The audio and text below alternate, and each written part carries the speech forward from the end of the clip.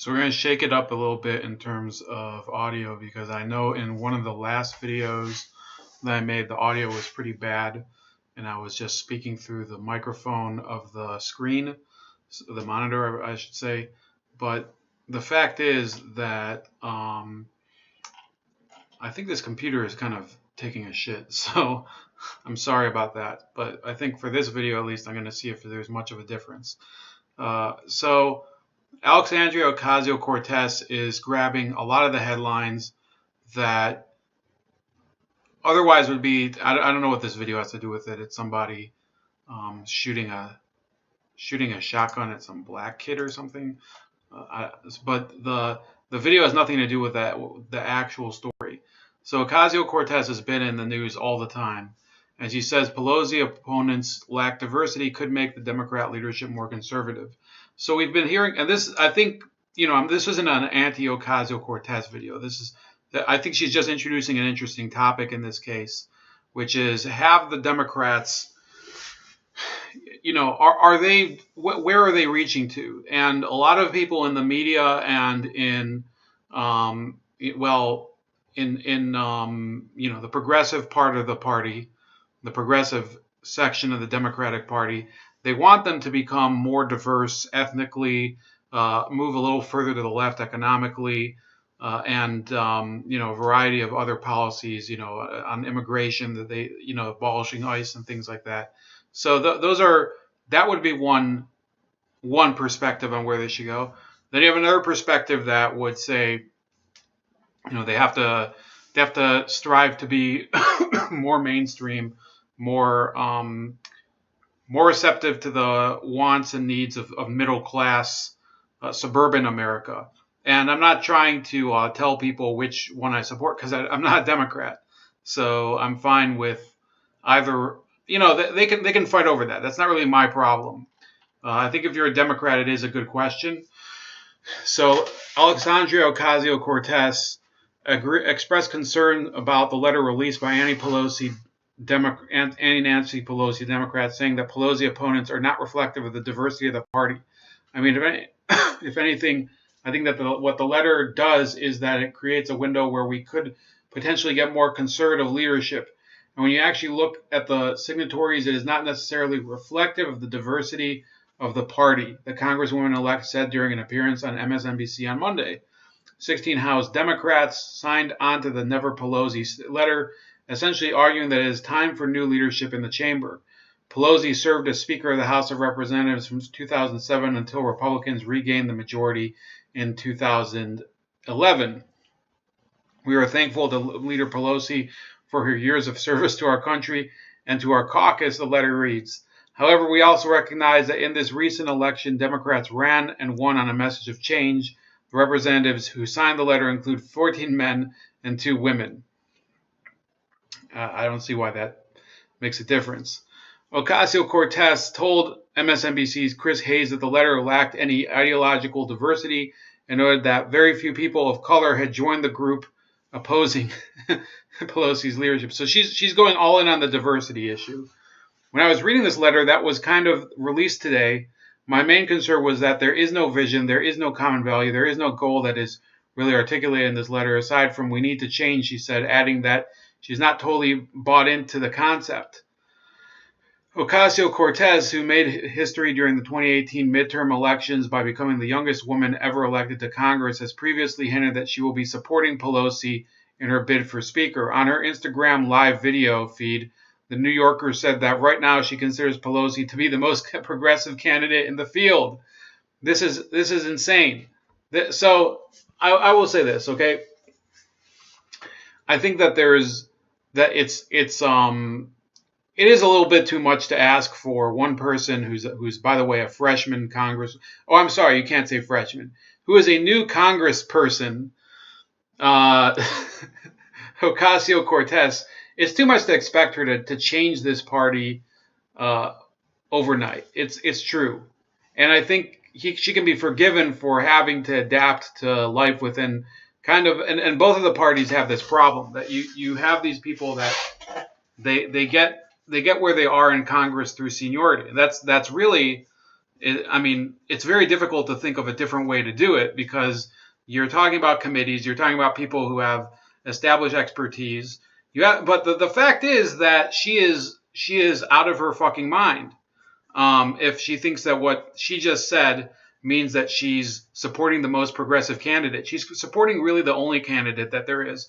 None of the people who are opposing Pelosi in the Democratic caucus, whether it's the more centrist people that she's talking about, or some of the more far left people that have been mentioned. There's actually a grassroots effort to get Barbara Lee elected as Speaker. I think that would have disastrous results for the Democrats as a party for different reasons than Pelosi, because I think Barbara Lee is basically she's the embodiment of the real far left fringe of the party. But the people who support her, they're standing by their principles. They want congressional leadership that will reflect progressive policies. They want congressional leadership that will promote Medicare for all, I guess open borders, abolishing ICE, an end to foreign intervention in Afghanistan, which I think Barbara Lee, to her credit, she's never wavered on her anti-war stances. And I don't think that I don't think she makes as many headlines as people would need in order to make a real judgment. But Barbara Lee does embody a lot of, maybe not all, but a lot of the progressive ideals that some of these Democrats, the Justice Democrats, would probably be able to support. I wouldn't support her for sure, but some people would.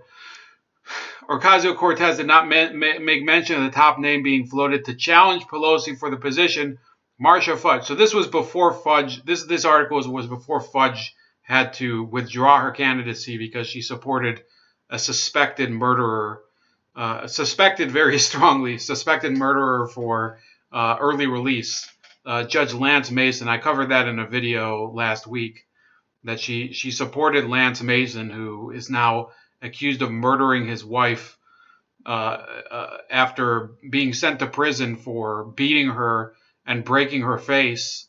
And he got out early for that. So her letter was publicly released, and he had just murdered her. And I don't know if you can really make the case that it's coordinated to attack Marcia Fudge or knock her out. It's very difficult, because what did they suddenly tell Mason? Well, now Marcia Fudge is trying to take down Pelosi. You better go kill kill your wife or something. So no, I think that it's legitimate that Marcia Fudge had to back out, and I think she would have been a horrible speaker.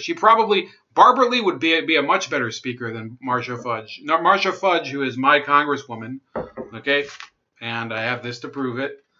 She sent this to me. Not going to show you the other side, but so in any case, Marcia Fudge is she's out, and she's going to be pretty much she's going to go back to being just a mediocre congresswoman, just like she always was. And really, where do the Democrats have to go from here? They don't have any other candidates. They are going to pretty much be led by somebody who's almost in her 80s, Nancy Pelosi, who never accomplished anything in her first run as Speaker of the House. And by the way, the people are saying, well, she became Speaker of the House in 2006. She was also Minority Leader before that under President Bush. So she's been technically leader of the Democrats in the House for almost 16 years, which is a lot it's 14 years, and then the next 2 years would make it 16 years. So Pelosi did get technically, she got her support from Ocasio-Cortez last week on the 21st, just the day before Thanksgiving.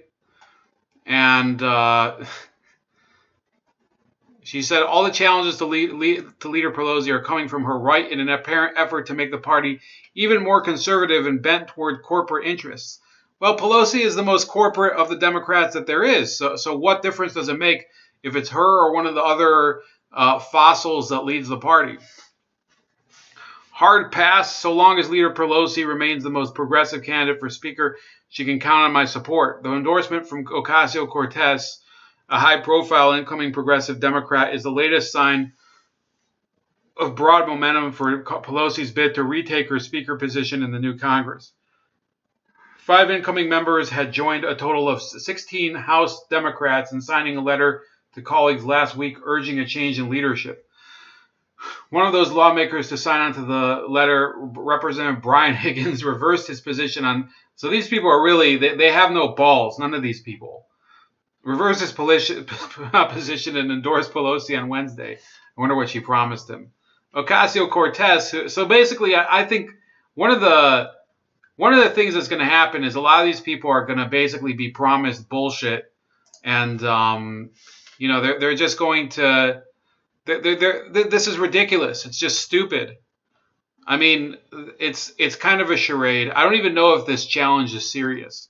We're going to talk about them for the time being anyway. So there's a problem solver caucus, and apparently there's 18 of these people who are centrist members of the House. And it says here, the problem solver Dems, we can't support Pelosi for Speaker at this time. So they're going to squeeze her for even more. And apparently, I think the main thing that they're going to squeeze her for support for is the I think it's the infrastructure bills that they could probably get to pass.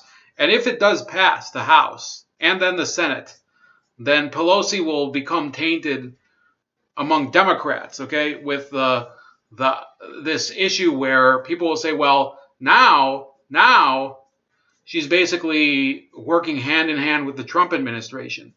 Okay, now I'm not trying to say that this is fair. It's not fair for somebody. She's basically out in the leadership alone. Okay, and this is something where I'm not going to say that I support Pelosi, but I understand exactly what problem there is here. If Nancy Pelosi were to spend the next 2 years running the Democrats in Congress as the opposition, as the resistance to Trump, as basically, the group that's going to bring him down and auditing him and going after him and basically obstructing literally everything he does, then that could pose a problem for voters as well. And it would cause certainly a problem for the people in this caucus, because they're elected by people in districts that are very centrist, and progressives scoff at this and they say there's no such thing as people who are really, they're such a small minority. Everybody wants Medicare for all, Medicare, whatever. Everybody wants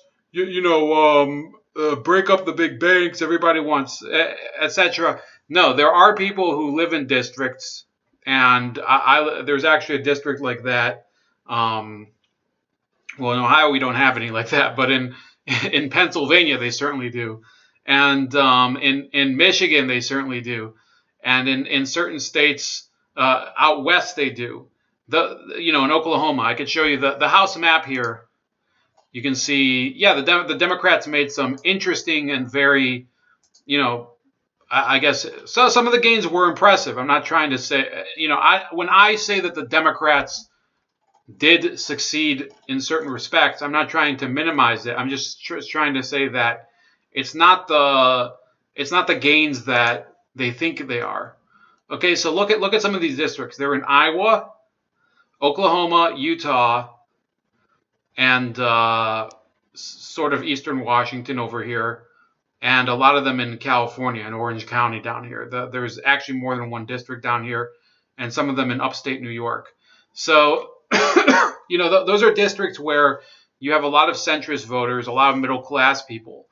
And I think what they were looking for was that the House would probably be, a moderating influence on Washington.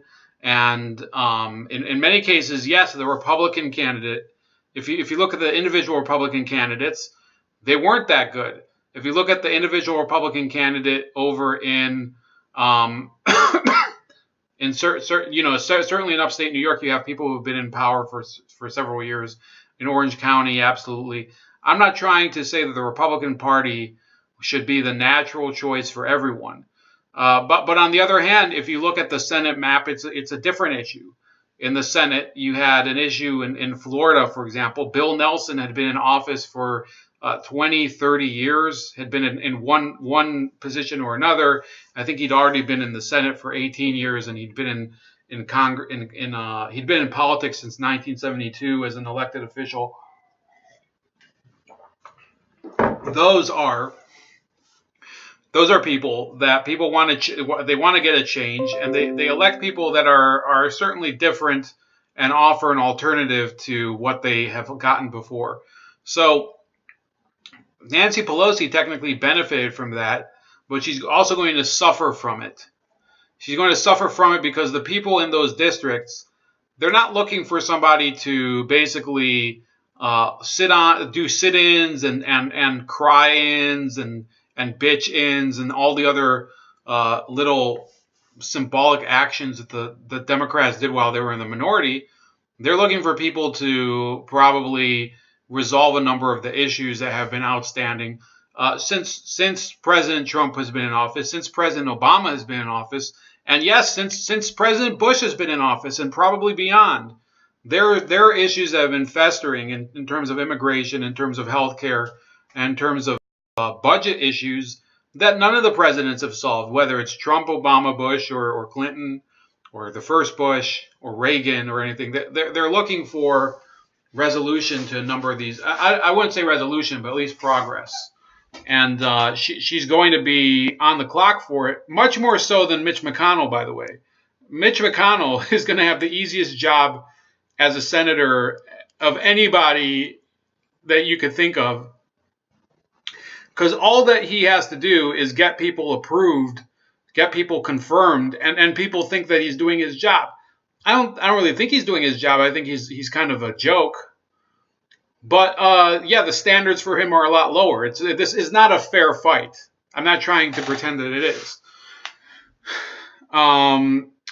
An aide to Pelosi said negotiations are ongoing. The Democrats who signed on the statement are Representatives Josh Gottheimer of New Jersey, Jim Costa of California, Tom O'Halloran of Arizona, who I think he might be a new guy. Let me see here. Arizona. No, he was already serving. Okay. So Kurt Schrader of Oregon, Tom Suozzi of New York, Dan Lipinski of Illinois, Stephanie Murphy of Florida, Vicente Gonzalez of Texas, and Darren Soto of Florida. Schrader was also among 15 other Democrats who earlier promised to vote against Pelosi on the House floor. Together, the groups could have the numbers to block her ascension.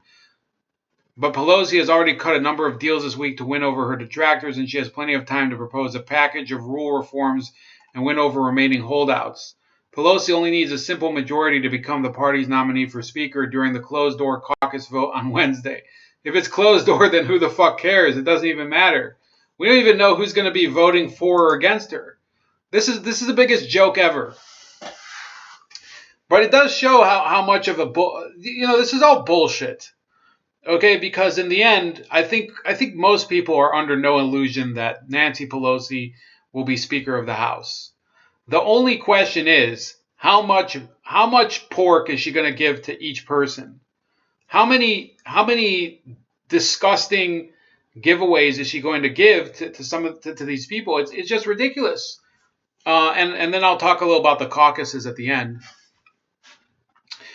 But Pelosi only needs a simple majority to become the party's nominee for Speaker during the closed-door caucus vote on Wednesday. This floor vote in January is when Pelosi needs the majority of the entire House, or 218 votes. The Problem Solvers rules package consists of 10 proposals designed to empower individual members and grease the skids for passage of popular bipartisan bills that in recent years have frequently been ignored.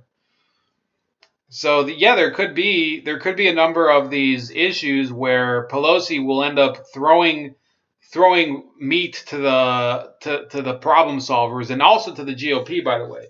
So if you start seeing a lot of bipartisan bills getting passed in the House, it's good. Technically, it's good news for Pelosi, but it's not good news for the progressives, And it's not good news for the Democratic Party as a whole, because if you start seeing that there's more legislation being passed by the House and the Senate in the end that can be agreed upon, then essentially it belies the whole notion that the Trump administration cannot work with Congress. It cannot work with across the aisle. It can't, it's, you get what I'm saying.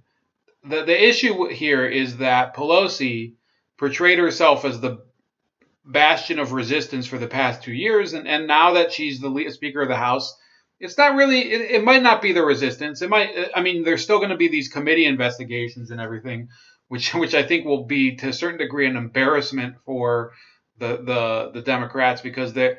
The reality is that they're a corrupt party that will be trying to paint the president as corrupt, and he might be corrupt. He might be, but they're already corrupt. So I don't think anybody. This is actually worse than it was under the Republicans the Republicans and Bill Clinton with Gingrich, because Gingrich was a new speaker.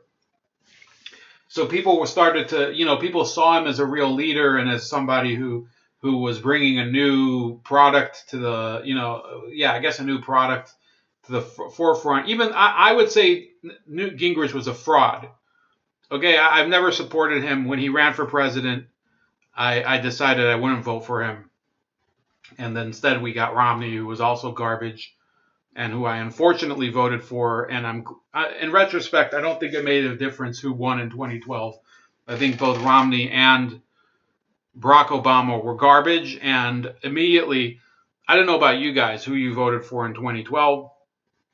I remember putting my ballot into the box and, instant buyer's remorse, because I think that it was a garbage election. The Republicans stole all of the thunder when they kind of isolated Ron Paul at the time. And I think that was the beginning of the end of the mainstream neocon Republican Party and sort of the rise of more populists. Central to the reforms is a proposal requiring a supermajority vote, 3/5 of the House, to pass any legislation brought to the floor under a closed rule, and another ensuring fast-track consideration of any bill co-sponsored by at least 2/3 of the chamber. I don't know if that's a good thing or a bad thing. I think that might be a bad thing.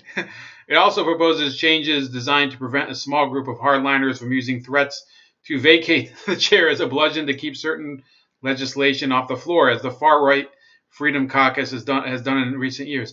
Yeah, I support the Freedom Caucus, so I guess I think this will be interesting. I never support anything Pelosi does, because I think she's basically a pawn of corporate America. Much so that people think that the Freedom Caucus is a pawn of corporate America.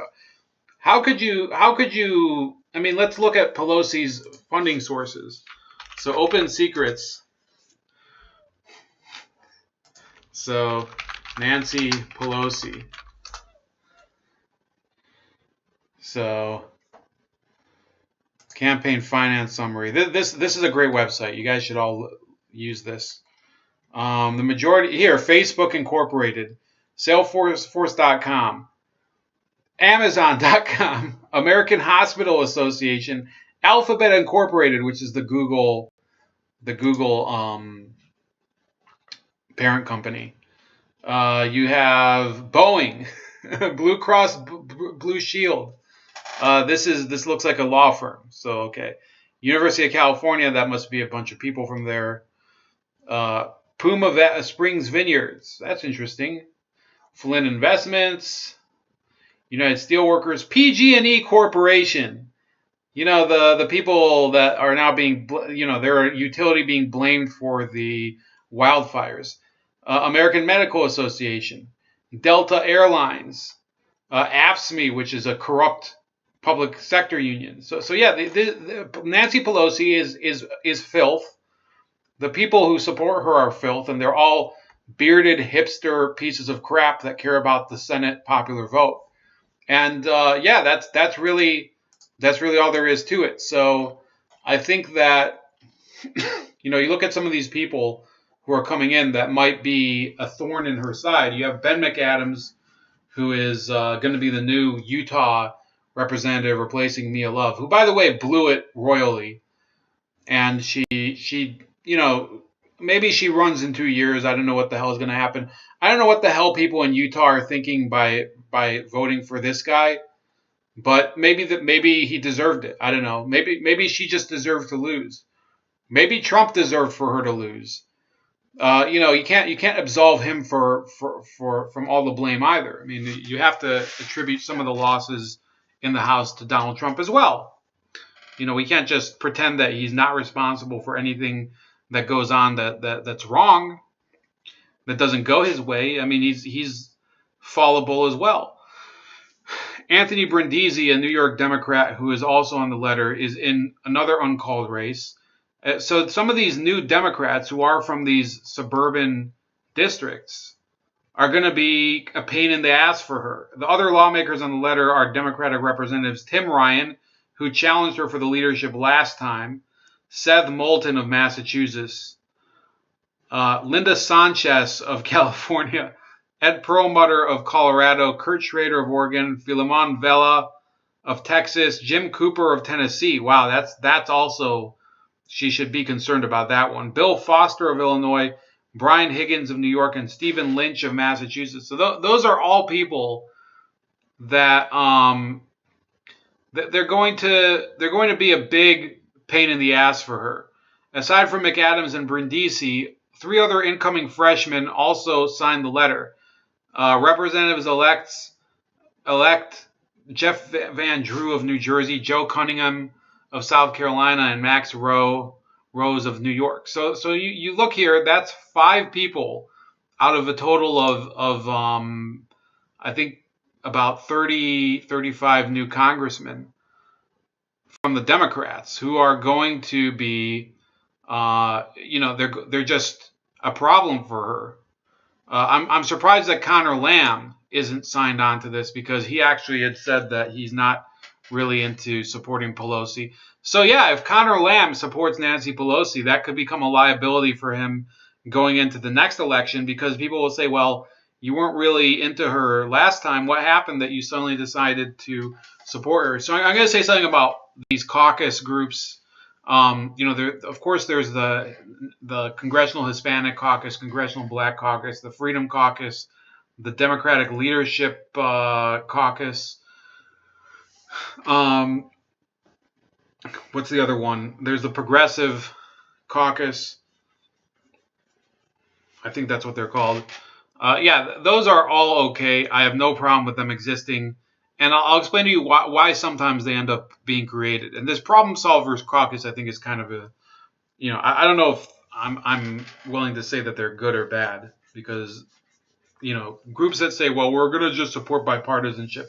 Well, then you don't support, well, okay. I mean, there are certain bills that both parties support that are just complete crap. And I don't think that they really reflect the wants and needs of the broader public. But, I guess they have the right to form their own caucus too, a centrist caucus.